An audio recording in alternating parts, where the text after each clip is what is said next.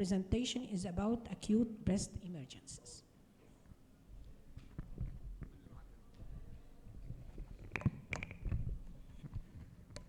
Assalamu alaikum. Good afternoon, professors and colleagues. Inshallah, we are talking about breast acute emergencies, so types, imaging features, and management. Okay. First of all, breast emergencies are uncommon, but a proper management intervention is crucial. Acute breast emergencies are acute situations that may require rapid diagnosis and intervention techniques to resolve. Awareness by radiologists of the various emerging conditions of the breast would enable a better management and appropriate referral, and that early referral are essential to prevent deterioration of complications to infection and even sepsis.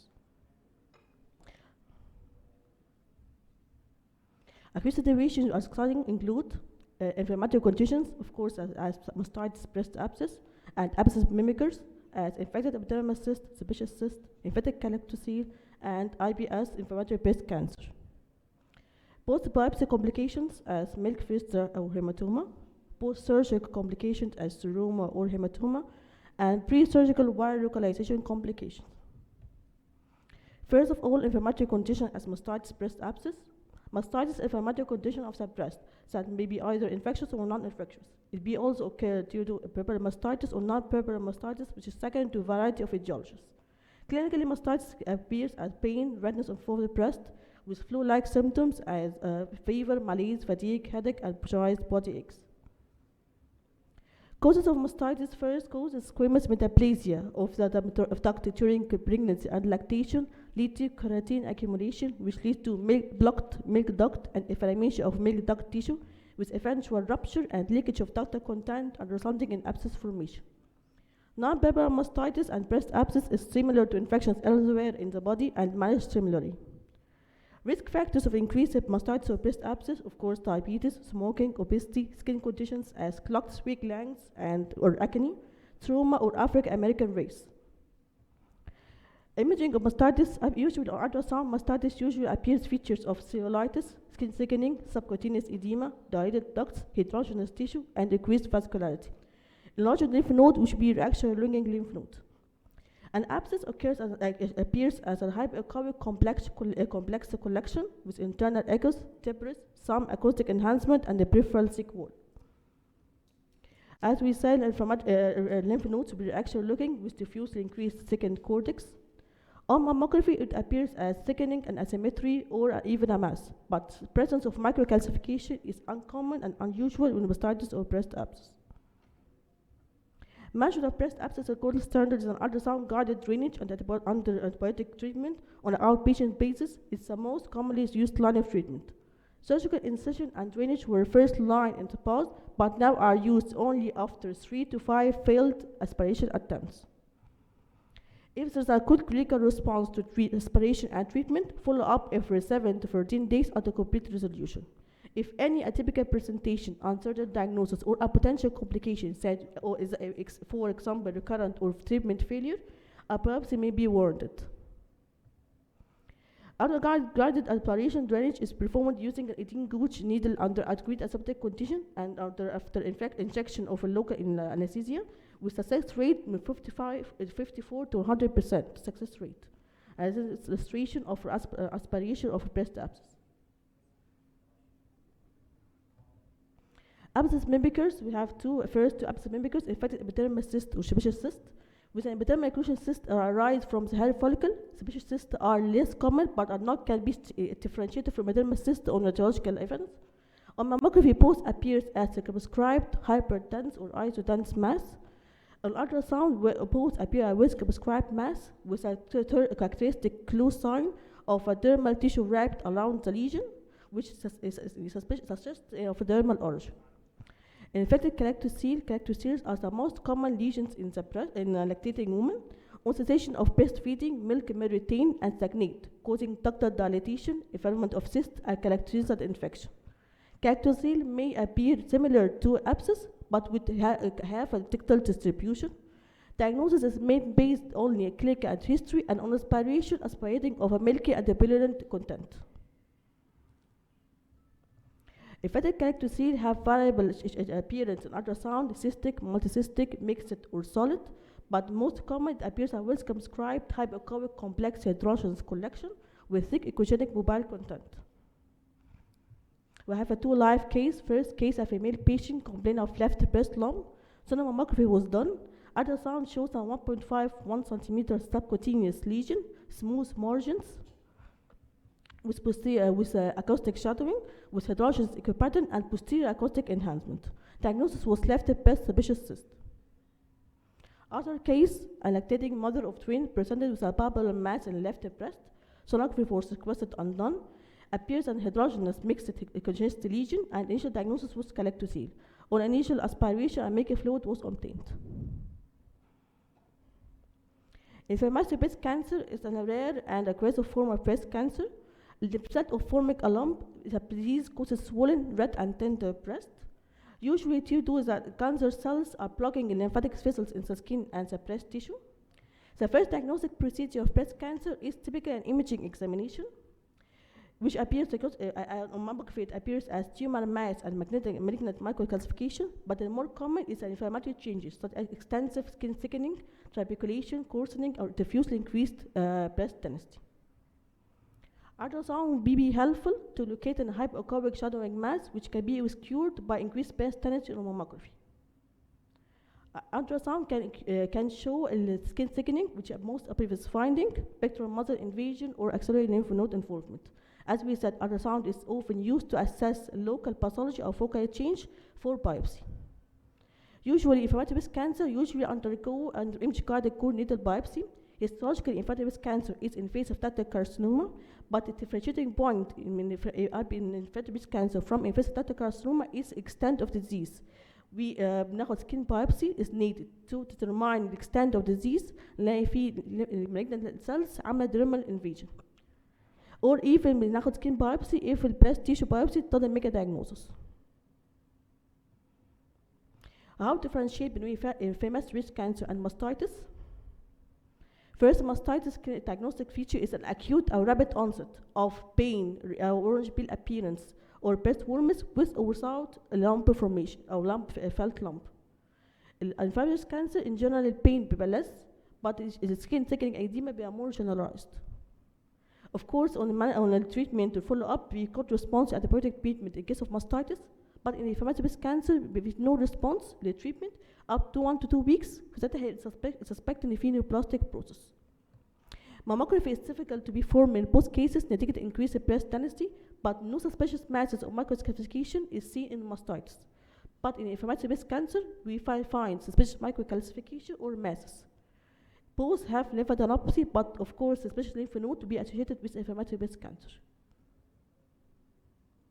Second point, a post-biopsy complication. First is milk fistula. Milk fistula is a tract that forms between the lacteferous duct and the skin. It's usually commonly seen in lactating women after surgical procedure or a large core biopsy of a breast mass. The more common it occur with a more open surgical biopsy. With a milk fistula, it's more likely to occur if a lesion is near nipple or areola than a lesion is peripheral. Also, most breast masses that occur during pregnancy and lactation are benign, but breast cancers that develop at this time may carry a worse prognosis. So, therefore, we core biopsy may be necessary to provide a surgical diagnosis. How to avoid the milk fistula? First, using an oblique approach from the skin to the lesion can decrease the incidence of milk fistula. Of course, a core biopsy is better alternative than open surgical biopsy. And of course, a fine needle aspiration is better than it decreases less incidence than a core biopsy, but present interpretation difficulties in the cytopathologists. Usually treatment of milk fistula is conservative and supportive, and it heals spontaneously. In some cases, we can advise the patient to stop lactation from the site. And in severe cases, we can give bromocaptan to suppress the milk production. The illustrative case, and a female lactating patient presented with a breast lump. Sonography was requested undone. Here we have a heterogeneous solid mixed echogenicity lesion. Initial diagnosis was calectocele, but the patient insisted on a biopsy. 2 days, but some kind of biopsy was performed. 2 weeks after the biopsy, the patient is back with a first discharging lesion at the cutaneous puncture site, and the tract of the biopsy needle is visualized. 6 weeks after biopsy, the puncture site has healed, only a residual calectocele is seen. Post-biopsy or post-surgery hematoma. Breast hematoma is a medical condition that occurs when blood accumulates in the breast tissue. Symptoms of breast hematoma include pain, swelling, bruising.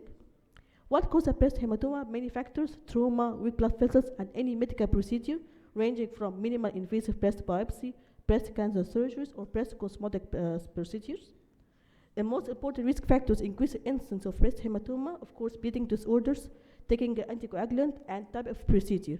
يعني fine needle غير core biopsy غير open vacuum assisted biopsy غير طبعا open surgery. It appears on mammography as a hematoma as a new density or new mass of focal asymmetry at the biopsy site. It may be ill-defined or well circumscribed in appearance. On ultrasound, usually appears as a hyperacuonicity that can be seen along a tract of the needle. And hematoma also may appear as a complex heterogeneous and solid mass that reflects the amount of clotted versus free blood. How to avoid the breast hematoma? First of all of our incidence of breast hematoma after surgery or biopsy is a very low, up to 1% of the cases. And we say that excessive bleeding occurs after biopsy if bleeding continues after 5 to 10 minutes after biopsy. Usually, how to avoid it is stop taking any anticoagulation or any medications, anticoagulant, for at least 3 to 7 days before the procedure, of course, after consultation with physician of the patient. Pre-procedural assessment of patient's lab results and PT, PTT, INR. After percutaneous biopsy, manual compression is applied to the biopsy site from 5 to 10 minutes. And we can use the compression against firm objects, ساعات بنستخدم probe نعمل compression B for up 10 to 20 minutes, ensure complete hemostasis. طب لو حصل فيه several issues occurs when heavy bleeding is encountered during the biopsy time. هناخد biopsy حصلت hematoma، ممكن نتصرف ازاي؟ First of all, it's important to quickly obtain tissue samples. As prescribed bleeding continues, subsequent biopsy passes will yield less diagnostic tissue and eventually only clotted blood. The use of localized compression after biopsy course certainly aid in achieving hemostasis. And in case of using vacuum-assisted biopsy device, aggressive suction of the suction of the hematoma should be performed before removing the biopsy needle, will aid to decrease bleeding and ensure hemostasis. Post-surgical complications for course we said hematoma and seroma. Seroma are collection of serous fluids that occur as complication of surgery and also post-trauma. They are commonly seen an early complication of breast surgery where a potential space is left. Radiologically, it appears as ultrasound, radiologically apparent. First, ultrasound is the first modality used for evaluation. It appears as anechoic simple fluid collection. And on maturation, it may occur which shows second nodular margins. The most common complication of seroma is infection. The presence of a large seroma increases incidence of infection. Diabetes, obesity will increase incidence of infection. For any suspicion of infection, drainage should be obtained and sent to microbiology. Appearance of seroma will change from simple fluid anechoic collection to an heterogeneous complex fluid collection with debris, hypervascularity, surrounding edema, and cellulitis. Last complication, pre-surgical wire localization complication. Pre-surgical localization of non-palpable breast masses is performed to guide surgical excision and marks the index lesion.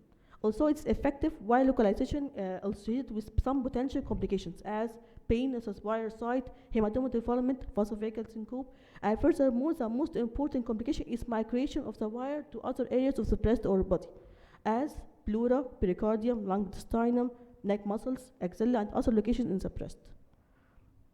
You have an illustrative case. This is a female patient. Post-procedure right breast MLO view was taken. We can see the distal end of the wire could be seen, and it was migrated to the pectoralis major muscle. Another view shows that the wire migrated away from the index lesion, and a second wire was successfully inserted inside the index lesion. What causes of wire migration? Many techniques and mechanisms for wire migration. First of all, a movement of breast is a primary mechanism of wire migration, especially in large pendulous breast. Second cause, a negative intrathoracic pressure and contraction of pectoralis muscle. Another major cause of wire migration occurs during a surgical procedure rather than before it. Perhaps the best solution for wire migration is to prevent it from happening. First cause, placing the localization wire and the needle parallel to the chest wall, parallel chest wall, prevents the wire penetration into pectoralis muscle. Because large pendulous breasts are associated with greater risk of wire migration, measures to decrease the breast movement can helpful in ensuring proper wire location. It's advisable to decrease the time interval between the wire localization and surgery. In all cases, it's advisable for the surgeons to ask for a specimen radiology to ensure the presence of a wire into the target lesion. So to summarize our take-home message, breast acute emergencies are infrequent but are encountered in many breast imaging practice. Those acute situations require rapid interventional techniques to resolve. The differentiation between various types of breast emergency and characteristic imaging appearance is very important. Knowledge about the most common intervention, recommended management, and possible complications is essential. Thank you.